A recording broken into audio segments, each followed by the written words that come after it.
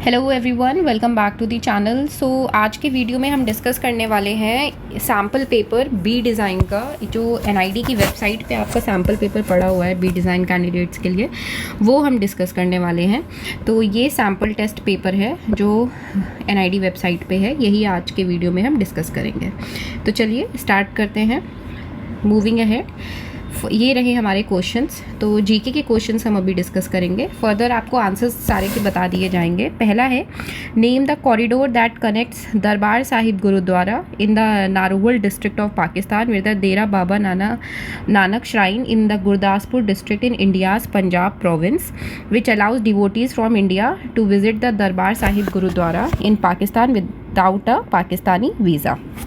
तो ये जो कॉरिडोर है जो आपका कनेक्ट करता है दरबार साहिब गुरुद्वारा को विद डेरा बाबा नानक श्राइन, ये कॉरिडोर है आपका करतारपुर साहिब कॉरिडोर। कौन सा कॉरिडोर है? करतारपुर साहिब कॉरिडोर। इसका करेक्ट आंसर है सी। नेक्स्ट क्वेश्चन है, how many hours difference is there between Indian Standard Time and Greenwich Mean Time. Greenwich Mean Time और इंडियन आईएसटी के बीच में कितना टाइम डिफरेंस है? तो ये तो हमें क्लियर है, 5 आवर 30 मिनट्स का डिफरेंस है। बट पॉजिटिव में कि नेगेटिव में, तो चलिए ये डिस्कस कर लेते हैं। ये जो डिफरेंस है आपका, ये +5 आवर 30 मिनट्स का है। पॉजिटिव 5 आवर 30 मिनट्स का है। Next question, what is the abbreviation of UPI? UPI का फुल फॉर्म क्या है? तो यूपीआई का फुल फॉर्म है unified payment interface. Option D इसका करेक्ट आंसर है, यूनिफाइड पेमेंट इंटरफेस। चलिए मूविंग अहेड।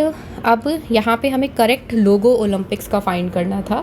तो यहाँ पे ओलंपिक्स के करेंट लोगो के साथ साथ आपके लिए ये भी इम्पॉर्टेंट है कि इसमें कौन से जो सर्कल्स हैं ये आपके, इसमें कौन से सर्कल का क्या कलर है। तो चलिए एक बार सबसे पहले तो जो लोगो आपका करेक्ट है वो लोगो है आपका, एक बार देख लीजिए आप भी, फिर हम डिस्कस करते हैं। वो लोगो है आपका ये वाला। चलिए एक बार कलर क्रोनोलॉजी देख लेते हैं। ये जो फर्स्ट व्हील है ये आपका ब्लू कलर है। देन नेक्स्ट वाला ये येलो कलर है। देन नेक्स्ट जो है ये ब्लैक है, ब्लैक जैसा दिख रहा है। देन नेक्स्ट जो है वो आपका है ग्रीन, ये वाला आपका ग्रीन है। और नेक्स्ट जो है ये है आपका रेड। तो ये कलर क्रोनोलॉजी है आपके ओलंपिक्स के लोगो की। नेक्स्ट है, which of the following is the unit of measurement of noise pollution. Noise pollution का यूनिट ऑफ मेजरमेंट क्या है? तो नॉइस पोल्यूशन का जो यूनिट ऑफ मेजरमेंट है वो है डेसिबल। Option B decibel. ठीक है। नेक्स्ट है, penguins are a group of aquatic flightless birds. They live almost exclusively in southern hemisphere, northern hemisphere, none of the above, both A and B. तो जो penguins होती हैं ये group तो है एक्वाटिक फ्लाइटलेस बर्ड्स का, क्योंकि ये उड़ नहीं सकती हैं और ये मोस्टली आपके सदर्न हेमिस्फीयर में रहती हैं क्योंकि वो कूलर होता है। दैट्स वाई कहाँ रहती हैं? सदर्न हेमिस्फीयर में रहती हैं।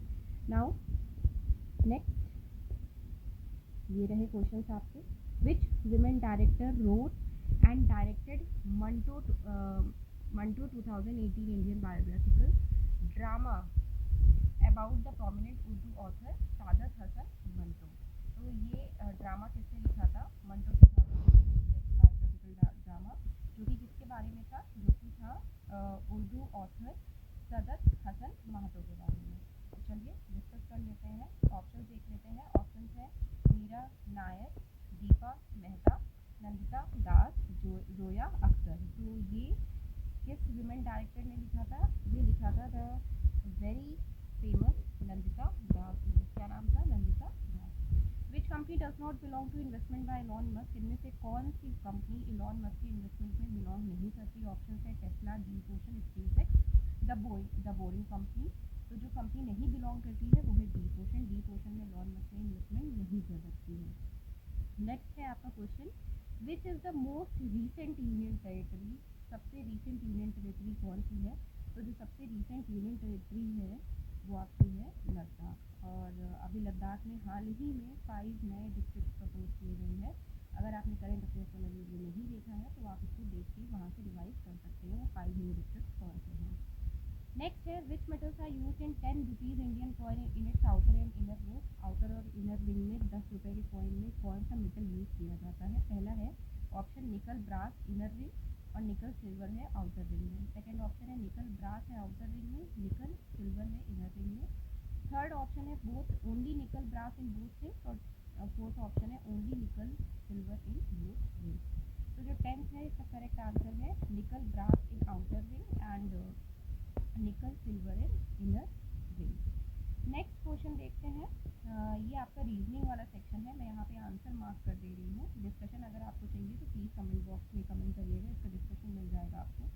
11th का करेक्ट आंसर है डी, 12th का करेक्ट आंसर है बी, 13th का करेक्ट आंसर है सी। ये इतना क्लियर है। 11th का करेक्ट आंसर डी, 12th का करेक्ट आंसर बी और 13th का correct answer C. Moving ahead with question number 14। Question number 14 में जो करेक्ट डायग्राम है आपका वो है डी। 15 में जो करेक्ट आंसर है आपका वो है ए, 1 and 3 ओनली। 16 में जो करेक्ट आंसर है आपका वो है ए। 17 का करेक्ट आंसर है डी। 18 का करेक्ट आंसर है B.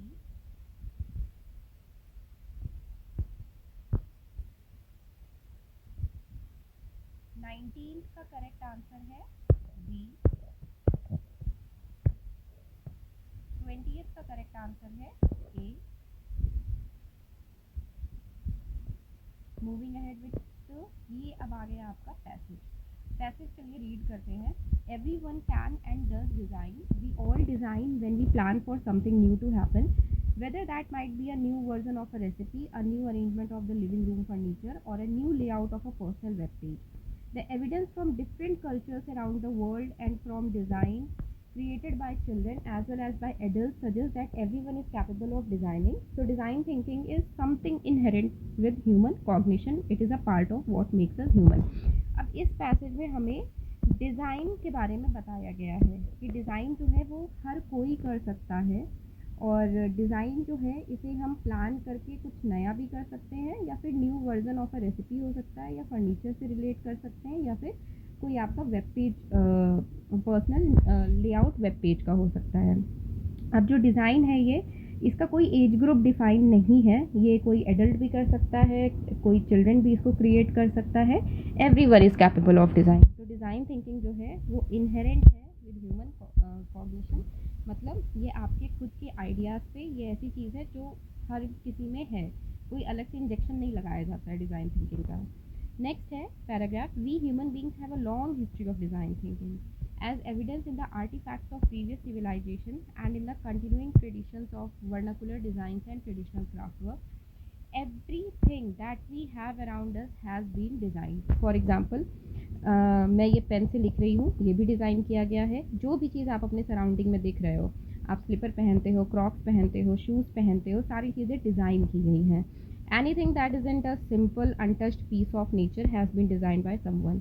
The quality of that design effort therefore profoundly affects our quality of life. The ability of designer to produce effective, efficient, imaginative and stimulating design is therefore important for all of us. तो यहाँ पे designer का role last की एक line में बता दिया गया है कि जो एबिलिटी होती है डिज़ाइनर की वो होती है कि वो कोई चीज़ इफेक्टिव बनाए क्योंकि कंज्यूमर यूज़ करेगा, एफिशिएंट बनाए, इमेजिनेटिव बनाए, स्टिमुलेटिंग डिज़ाइंस बनाए, अट्रैक्टिव डिज़ाइंस बनाए, तभी आपका कंज्यूमर उसे कंज्यूम करेगा। थर्ड पैराग्राफ में है to design things is normal for human beings and design has not always been regarded as something needing special abilities. Design ability used to be somehow a collective shared ability and it is only in fairly recent times that the ability to design has become regarded as a kind of exceptional talent. In traditional craft-based societies, the conception or designing of artifacts is not really separate from making them.